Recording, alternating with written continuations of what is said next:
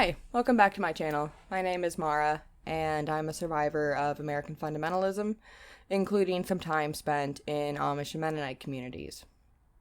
Today, I'm here to share a message which is controversial and not well known, which is that the Amish and Mennonites are cults. Please bear with me and hear out what I have to say.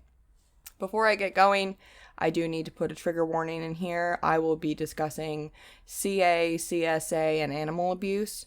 If this is something that you can't hear today, please know that I understand. I've been there, and please don't hurt yourself. Okay, so let's get into the video. To start off, we're going to need a few definitions. I'm going to define a cult as a group of people who rely on the teachings of a person to control and cause harm to each other.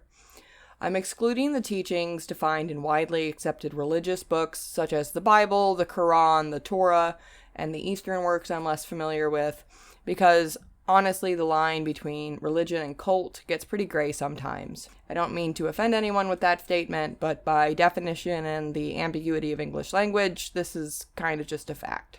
We also need to define the terms Mennonite and Amish.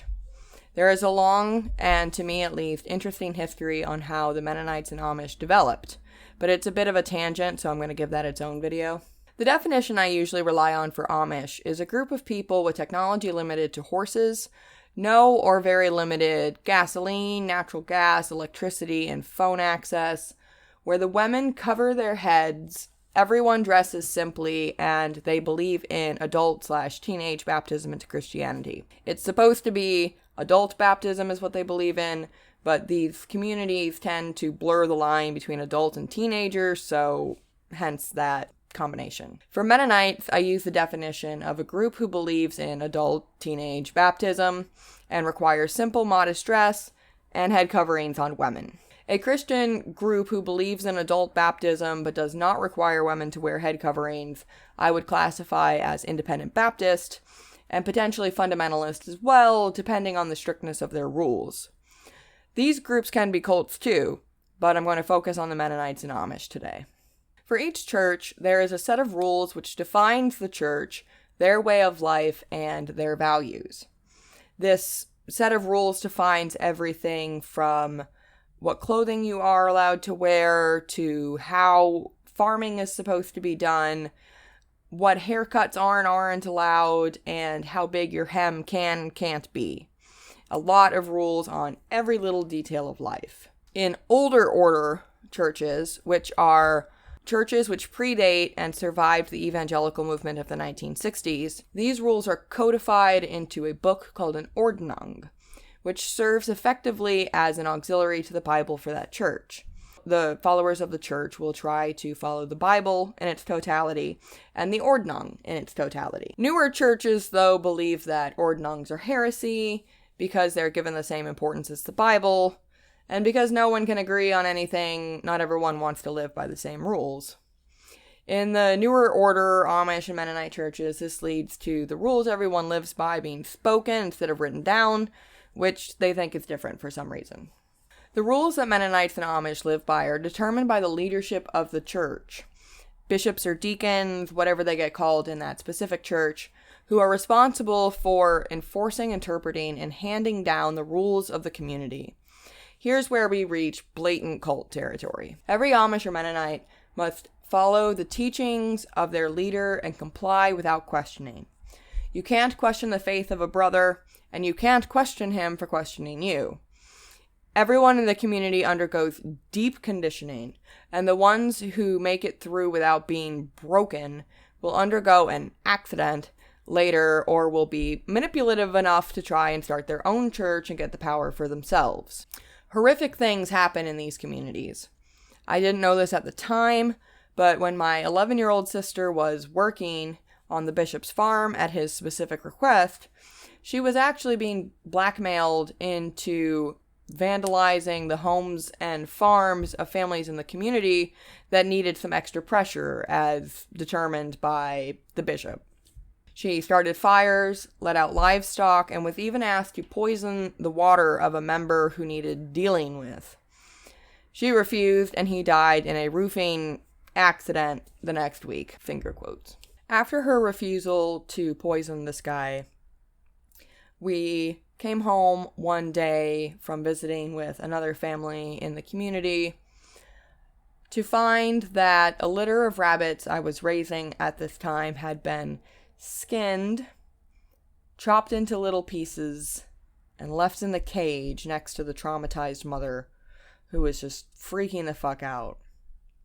I was 12 years old at this time, and I learned much later that this was a warning to my sister to keep her mouth shut, which she did for many years. Another tactic that the church relied on was planting salvia divinorum, a hallucinogenic drug, in the water supplies and in with the wild mint stands that were used to make tea. I figured this out on accident by being a nerd, actually. I had a bunch of North American Audubon Society field guides, and one year I took to identify every single plant I found, which I did, except for one.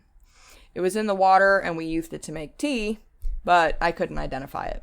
In college, I described some of what I had experienced to a friend who knew way too much about drugs, and he casually mentioned that it sounded a little bit like salvia. I looked it up, and bingo, I found the plant I hadn't been able to identify. It's not native to North America, which is why it wasn't in my book, but its native habitat is very similar to the area of Tennessee where we were at the time. The effect of the salvia with the environment of pervading fear caused psychosis in many of us, not just many people in my family, but many people in the entire community. This led to everyone just questioning reality rather than our environment, which helped keep us there. And this kind of behavior is not just limited to the church I was at.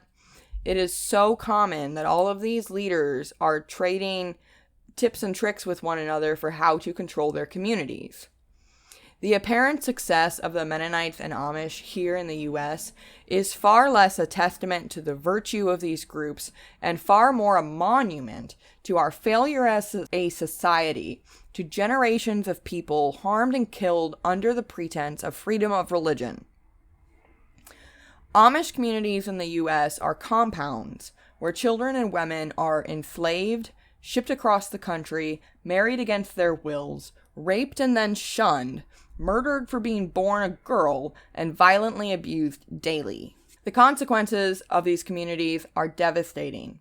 I made it out, but I'm still far from okay, and most others I knew never made it out or died before they got the chance. I would love to see a future where Mennonite and Amish communities cooperate with law enforcement to oust their abusers and actually live for the values they pretend to. But in the meantime, someone has to stand up for the children and women still living through this, and I guess it's got to be me. The Amish and Mennonites are cults, and they are causing a lot of harm to a lot of people every day. If we look at the bite model of cults, we see that these groups control your behavior. I had to learn to act a certain way and to try to disappear among the crowd. I was not allowed to look men in the eyes, and I had to keep my head down and stand quietly in the background when men were around. I couldn't laugh too loud or too much. I had to take my beatings quietly without screaming or fighting, and I could only make noise in a church building if I was singing hymns. I had to obey all men without question. We see information control in that I was not allowed to read most books. I was allowed to read the Bible, a selection of Amish readers, very old encyclopedias, the dictionary, and the Book of Martyrs. And believe me, I read them all several times through. I loved reading and desperately wanted new experiences that didn't keep sucking so bad. As a reminder, there was no electricity, internet, or phone access to the community, so information was impossible to access that way. We see thought control. I was 10 to 15 in the Amish community, so I was hitting puberty and dealing with that. Never mind my very deeply repressed realization that I'm gay. These thoughts terrified me, and I repented for them every day, sobbing in misery for my failures.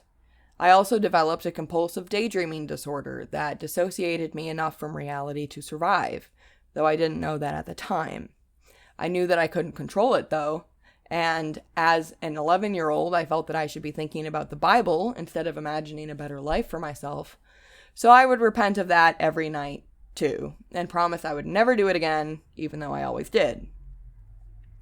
I wondered when God would lose faith in me for letting him down too many times. Finally, we see emotional control. I was not allowed to feel angry at the church or at the people raising me, and if I did, I was supposed to address my own failing. I've already mentioned that you were not allowed to question the faith of a brother, even when he's questioning you, and that's supposed to be in spirit as well as word.